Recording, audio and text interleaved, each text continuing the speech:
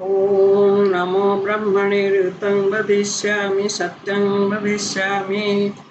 I welcome everybody to the Rutabak program. Today we will discuss about Swayambara of appeasement. Swayambara of appeasement. Swayambara has been a popular practice in Bharat. In Swayambara, a lady has to choose her own groom out of many. Swayambara is of many kinds. Swayambara means a lady who, lady's right, or a lady who uh, chooses her own husband. And Swayambara is of many kinds.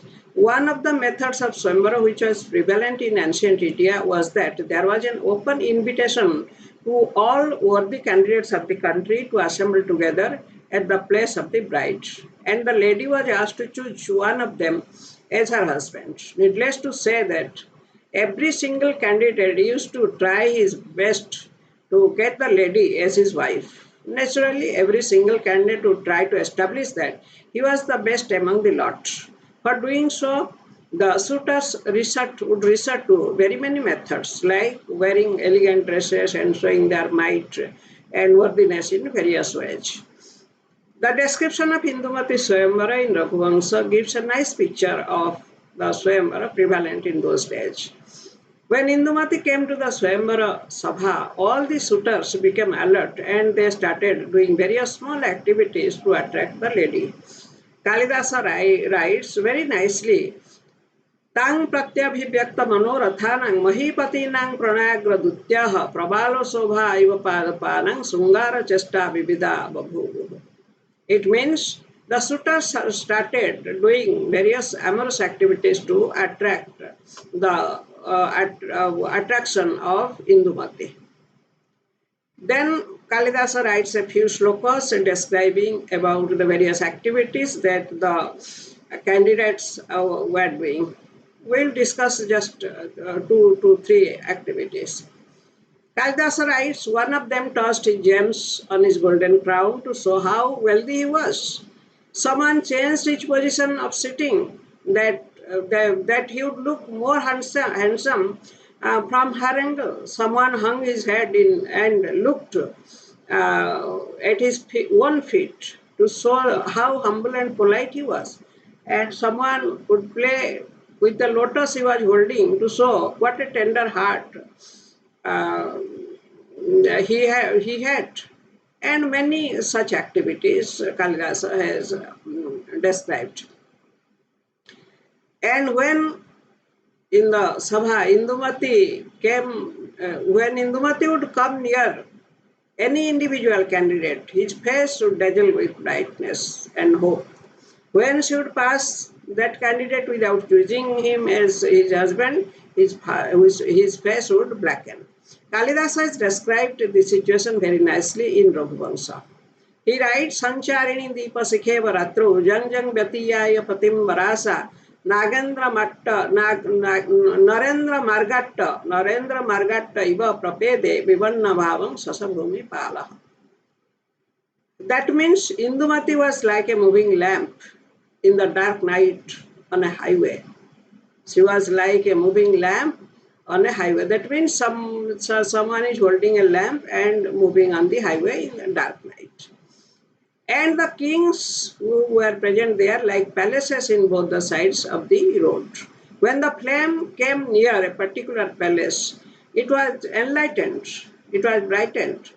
When that lamp passed that palace, again the palace merged in darkness. So this was the plight of the kings and princes were present there to marry Indumati. Such swayamvaras were prevalent in ancient India. Nowadays, such swayamvaras are not being organized, even in royal families also. But now a different kind of swayamvara is going on in India. It is the swayamvara of appeasement, a swayamvara for Muslim votes. Political parties are the grooms. They desperately compete with each other, one another, to attract the attention of the Muslim community, to accept them. They do everything to please the Muslims, to appease them. They even praise the Pakistan, they praise Jinnah, they support terrorists and whatnot. Everything they do to appease and please the Muslim community in which is in India. And most importantly, this is most important, they would harm the Hindus. They would harm verbally and physically the Hindus. They would harm the sentiments of the Hindus in many ways to please the Muslims. The recent development in India is a classic example of the appeasement Swayamvara. On 20th April, the MCD in Delhi started demolition of the illegal encroachments and illegal constructions of Jahangirpuri of Delhi. Jahangirpuri is the place where the procession of Hanuman Jayanti was attacked recently. The people in procession were brutally attacked with stones, bricks, petrol bombs, broken glasses, and even with bullets. They went to the extent of injuring a policeman. When the demolition started on 20th April, it was a great opportunity for the candidates of appeasement Swayamvara, for the political parties. Great advocates like Kapil Sibal went to the court and got a stay immediately. Brinda Karat ran to the demolition place and said, I have come here to spot the demolition, to stop the demolition, as if the Supreme Court has appointed her to do so. Then OIC said poor Muslims are being targeted, their houses are damaged, broken. Then it was Aam Aadmi Party which said Amit Shah's house should be bulldozed, but it did not clarify why the government quarter of Amit Shah should be bulldozed. Is it an illegal construction? Then jumped the Congress. Rahul Gandhi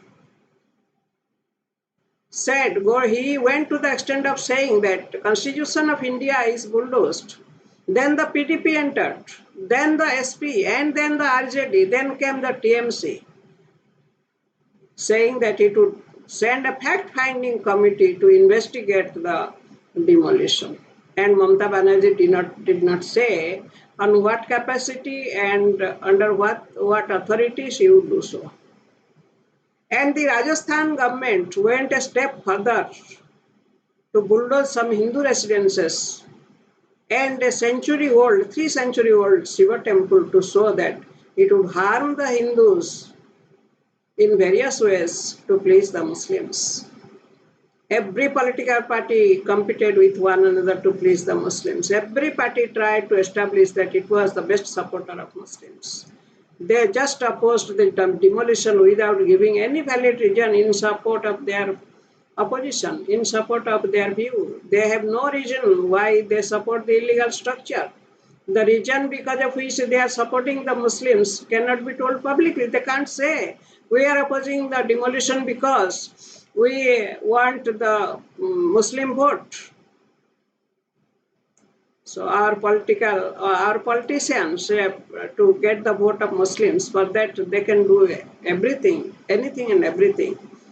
They would support any wrong action that Muslims are doing. They would support terrorists. They would support illegal constructions. They would support stone pelting. They would support shooting by bullet and everything. Hindus of the land. Now, Hindus of the land. Just think over it. Muslims are only 20% or so in the country. Why the parties are running after the Muslims? Because they are united and they vote for one particular party to defeat the Hindu supporters. But no party cares for you, oh Hindus, although you are 80% now. They have taken you for granted. They know you are not united. Even if injustice is done to you, and anything, any torture, anything is done to you, you will not be united and you will never try to defeat them in any way. They will again come back. Therefore, they are running after the Muslim votes. Hindus of the country, be alert, be united. This is the situation when you are in vast majority. No party is running after you. Nobody cares for you. You are humiliated and injustice is widely done against you. What will happen to you when you will reduce to 30% or to even 20%? Thank you.